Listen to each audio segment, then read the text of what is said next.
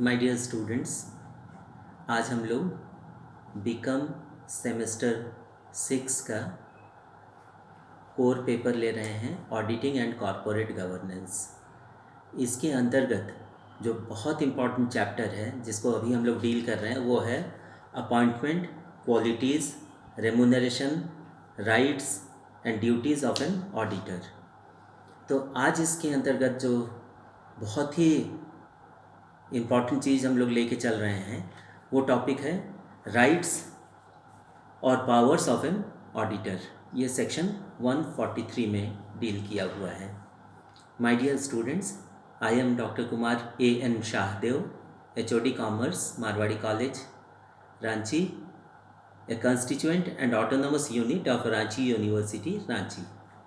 My dear students, auditing में सबसे important चीज़ जो है वो है टाइमली, प्रॉपरली और methodically, systematically as per rule audit होना, बिना प्रेशर के, एकदम फ्री कंसेंट के साथ, फ्री स्वीट विल के साथ ऑडिटर काम कर सके। ये बहुत ज़रूरी होता है और उसमें के लिए उसको कुछ राइट्स हम लोगों को देना पड़ता है, कुछ अधिकार देना पड़ता है। ये इन राइट्स को हम लोग अपने जो पिछले साल के स्टडी है इसके आधार पे हमने पाया है कि ये 5P पे चलता है ये right: position, performance, positivity, prestige और पैशन। मतलब कहते हैं कि a person if endowed with 5Ps will be able to perform his duties as an auditor in a very decent, free, systematic, methodical, meticulous, proper and timely way, जो कि expect किया जाता है एक इम्पार्शियल ऑडिटर से। बोलते हैं rights of an auditor को हम लोग सेक्शन 143 से के अंतर्गत स्टडी करते हैं। The various rights conferred upon the auditor under section 143 subsection 1 of the act have been mentioned below. पहला पॉइंट इसका आता है right to access to books etcetera. Books etcetera का मतलब है books of accounts, vouchers and supporting documents, relevant documents. इसको access करने का ऑडिटर को फुल राइट होता है, कंपनी की तरफ से दिया जाता है। उसे किसी तरह का रुकावट, किसी तरह का डिले, किसी तरह का ऑब्स्टेकल नहीं क्रिएट किया जा सकता है। ये बहुत इम्पॉर्टेंट है। An auditor shall have a right to access to books of account and vouchers of the company at all times.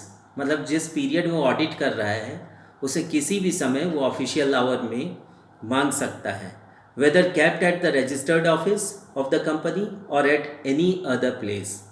और जो फाइनेंस डिपार्टमेंट होता है कंपनी का या जो अकाउंट्स डिपार्टमेंट होता है उसकी अटमोस्ट रेस्पॉन्सिबिलिटी है कि ऑडिटर को वो सेटिस्फाइड रखे। जब जो बुक्स ऑफ अकाउंट्स उससे मांगा जा रहा है, वाउचर्स मांगा जा रहा है, सपोर्टिंग डॉक्यूमेंट्स मांगे जा रहे हैं, पिछले साल का ऑडिट रिपोर्ट मांगा जा रहा है या और कोई रेलिवेंट पेपर उससे मांगा जा रहा है, तो उसमें किसी तरह से ना नुकुर कोताही नहीं बरती जा सकती है। उसको प्रोवाइड करना है टाइमली, इमीडिएटली, बिना किसी हिच के। इसमें एक बहुत ज़रूरी बात है जिसको आप लोग ध्यान से सुन लें। माय डियर स्टूडेंट्स, इसको अपने दिमाग में आप रखेंगे। Books of account include all financial books, जिसके थ्रू हम लोग का बुक्स ऑफ अकाउंट मेंटेन होता है थ्रू आउट द ईयर। अंत में फाइनेंशियल अकाउंट बनता है, statement of profit and loss बनता है ताकि प्रॉफिट या लॉस का पता चल सके। एग्जैक्ट बैलेंस शीट तैयार किया जाता है ताकि एक पर्टिकुलर डेट में अकाउंट्स का फाइनेंशियल पोजीशन, कंपनी का financial position, economic status exactly पता किया जा सके। तो books of accounts include all financial books, statutory books, जो स्टैट्यूट के द्वारा, विधान के द्वारा, कंपनी लॉ के द्वारा प्रोवाइड किया गया है कि जिसको compulsorily, essentially, systematically, methodically, properly as per accounting standards maintain करना है, स्टैट्यूटरी बुक्स। स्टैटिस्टिकल बुक्स जिसमें डाटा वगैरह होता है सारा, memorandum books etcetera which have or are likely to have any bearing on the accounts of the company. क्योंकि यहाँ जब तक उसको एक आप फ्री हैंड नहीं देंगे ऑडिटर को, जब तक सब कुछ उसको प्रोवाइड नहीं करेंगे जो उसके काम का है, तब तक वो बेचारा इंडिपेंडेंटली काम करके आपको बढ़िया रिजल्ट टाइमली नहीं दे पाएगा। इसलिए ये ज़रूरी है कि कंपनी के द्वारा अपॉइंटेड ऑडिटर को हर तरह का फैसिलिटी दिया जाए regarding the access of books of accounts. और वाउचर वर्ड इसमें यूज़ किया गया है। वाउचर्स का मतलब होता है, vouchers include all documents, correspondences, जो कंपनी इंपॉर्टेंट कॉरस्पॉन्डेंस करती है, ऑफिशियल कॉरस्पॉन्डेंस करती है, रेलिवेंट कॉरस्पॉन्डेंस करती है, नेसेसरी कॉरस्पॉन्डेंस करती है, इन एनी कंटेक्स्ट उसको प्रोवाइड करना है। Evidences and agreements which verifies the accuracy of the accounts, क्योंकि ऑडिट का मतलब ही होता है to provide the accuracy of books of accounts. और सर्टिफाई करता है ऑडिटर, जो साल के आखिरी में जब ऑडिट रिपोर्ट वो देता है अपना प्रॉपर ऑडिट करने के बाद, तो वो अंत में लिखता है कि to the best of my knowledge and belief and the information provided to me, the books of accounts present a true and fair view of the books of accounts maintained by the company throughout the year. तो ये चीज़ बहुत important है। तो ये पहला right जो होता है ऑडिटर का, वो होता है right to access the books. क्योंकि अगर उसके पोजीशन में सब कुछ है, पहला पी पोजीशन में सब कुछ आप उसको प्रोवाइड कर रहे हैं जो ज़रूरी है होता है ऑडिट के लिए, तभी उसका परफॉर्मेंस, सेकेंड पी परफॉर्मेंस बढ़िया होगा, परफॉर्मेंस एज पर रिक्वायरमेंट होगा। और तीसरा पॉजिटिविटी, दोनों साइड से पॉजिटिविटी होना चाहिए। ऑडिटर भी इम्बायस्ड होकर काम करता है, और जो कंपनी के स्टाफ हैं, जो कंपनी के एम्प्लॉयज़ हैं, जो कंपनी के अकाउंट्स के से रिलेटेड, फाइनेंस से रिलेटेड सपोर्टिंग पीपल हैं, सपोर्टिंग स्टाफ हैं, तो चाहे वो वाइट कॉलर वर्कर हों या ब्लू कॉलर वर्कर हों, जो उससे रिलेटेड मतलब थोड़ा पूरा डिपार्टमेंट वो सब कुछ प्रोवाइड करे पॉजिटिवली, पॉजिटिव एटीट्यूड लेके दोनों साइड से काम होता है, तब बढ़िया रिजल्ट आता है। तो तीसरा था positivity, third P. Fourth P है प्रेस्टीज। अब एक चार्टर्ड अकाउंटेंट है, ऑफिशियल ऑडिटर है, trend, competent, efficient, effective, lawful auditor है, तो उसका एक प्रेस्टीज तो होता है, उसको मेंटेन करके रखना है हम लोगों को। और कहते हैं इज्जत देने से इज्जत मिलता है। कहते हैं respect is commanded not demanded. Respect command करना पड़ता है दुनिया में। तो अगर आप रेस्पेक्ट देंगे तो वो रेस्पेक्ट देगा आपको। आप अच्छा काम चाहेंगे तो उसको आपको प्रेस्टीज देना है, और ये ड्यूटी भी है हम लोगों का। और लास्ट है पैशन। एक दोनों साइड से एक ये रहना चाहिए, पैशन होना चाहिए कि काम को एकदम नियमानुसार ट्रांसपेरेंसी के साथ करके देना है, ताकि सबका विश्वास बना रहे और ये काम निरंतर चलता रहे, बिना बाधा के, बिना रुकावट के, बिना परेशानी के, बिना किसी के दिमाग में किसी तरह का डाउट आए हुए। सेकेंड पॉइंट है right to obtain information and explanation. Divine mother Pondicherry ने कहा है कि blessed are those who take a leap towards the future. अगर हम लोग बढ़िया काम करना चाहते हैं, अगर पूरे मार्केट का विश्वास अपने ऊपर रखना चाहते हैं, इन्वेस्टर्स का, जो हम लोगों के लिए सबसे इम्पॉर्टेंट लोग हैं, शेयर होल्डर्स, डिवेंचर होल्डर्स, जो इन्वेस्टर्स हैं, उनको लाइफ ब्लड ऑफ बिजनेस कहा जाता है। वही लोग कैपिटल प्रोवाइड करते हैं कंपनी को, वो लोग हम लोगों के लिए सबसे महत्वपूर्ण लोग हैं। तो कहते हैं right to obtain information and explanation.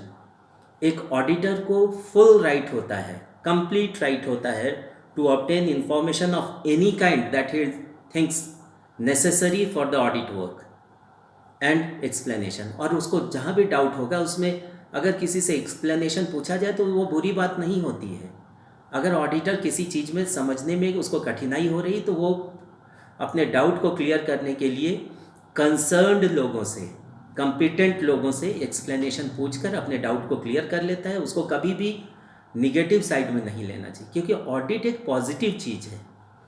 तो कहते हैं N auditor shall have the right to obtain from the officers of the company such information and explanations as he may think necessary for the performance of his duties as an auditor, क्योंकि वो आया है यहाँ पे अपना duty करने के लिए, उसने पूरा नियम सीखा हुआ है, वो पढ़ा हुआ है, वो जानता है कि कहाँ क्या होना चाहिए, और वो बिल्कुल नियमानुसार ऑडिट करता है और समय पे एज़ पर रूल वो अपना ऑडिट रिपोर्ट प्रेजेंट करता है। तो उसको ये अधिकार है कि वो कंपनी के ऑफिसर्स से, कंसर्न्ड लोगों से, कॉम्पिटेंट लोगों से सारा इंफॉर्मेशन और एक्सप्लेनेशन पूछ सकता है।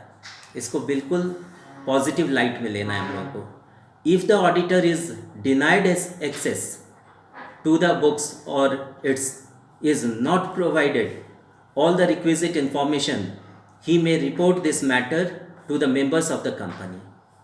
यह ऑडिटर का विशेष अधिकार है, विशेषाधिकार है कि अगर उसको किसी तरह से इंफॉर्मेशन और या एक्सप्लेनेशन नहीं दिया जा रहा है तो वो मेंबर्स ऑफ द कंपनी को इसके बारे में बताए।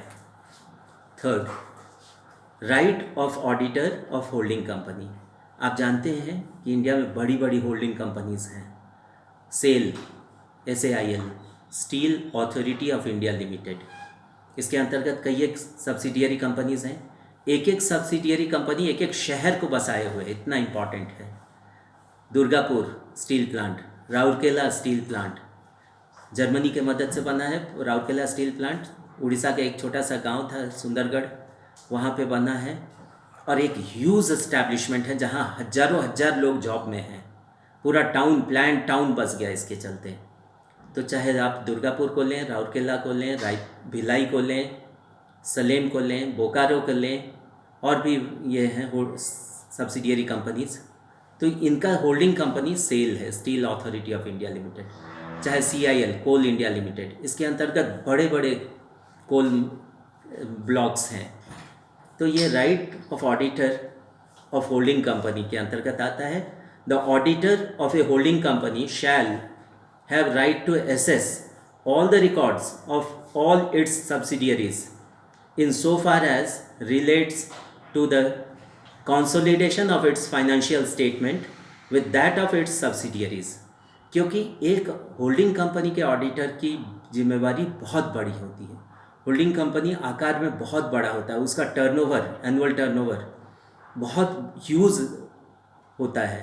तो उसका ऑडिट का मतलब होता है एक एक पैसे का सही रिपोर्ट, एक एक पैसे का जो अकाउंट्स तैयार किया गया है उसको कंफर्म करना कि वो नियमानुसार हुए हैं, एज़ पर रूल्स हैं, अकाउंटिंग स्टैंडर्ड्स को मेंटेन किया है, अकाउंटिंग प्रैक्टिसेस को मेंटेन किया हुआ है, और कहीं पे भी लिबर्टी नहीं लिया गया है फाइनेंस डिपार्टमेंट या अकाउंट्स डिपार्टमेंट के अंतर्गत। तो इसके लिए ऑडिटर को के लिए ये बहुत ज़रूरी होता है कि एक एक सब्सिडियरी का ऑडिट करे और उससे सेटिस्फाइड हो कि हाँ वहाँ का सही ऑडिट है, और तब आके होल्डिंग कंपनी का ऑडिट करे, फिर कंपेयर कास्ट करे कि दोनों सही, जो रिपोर्ट दिया गया था वो सही है, फिर अंत में वो अपना ऑडिटर्स रिपोर्ट देता है।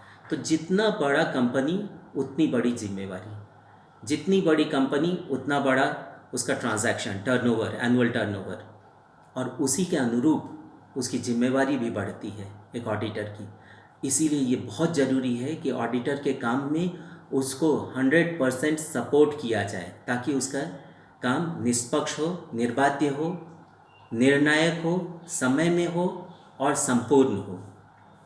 और चौथा है right to lien, LIEN। All auditor, an auditor has the right to exercise lien on books and documents placed at his possession. जो भी उसके पोजीशन में दिए गए हैं ऑडिट के वर्क को सिंप्लीफाई करने के लिए, फैसिलिटेट करने के लिए, मदद करने के लिए, जो उसके पोजीशन में जो बुक्स ऑफ अकाउंट्स और डॉक्यूमेंट्स दिए गए हैं, वाउचर्स दिए गए हैं, रेलिवेंट इंफॉर्मेशंस दिए गए हैं, उसको एक ऑडिटर को ये रहता है कि उस पर वो लियन ले। An auditor has the right to exercise lien on books and documents placed at his position by the company if he is deemed payment of fees for work done on these books and accounts.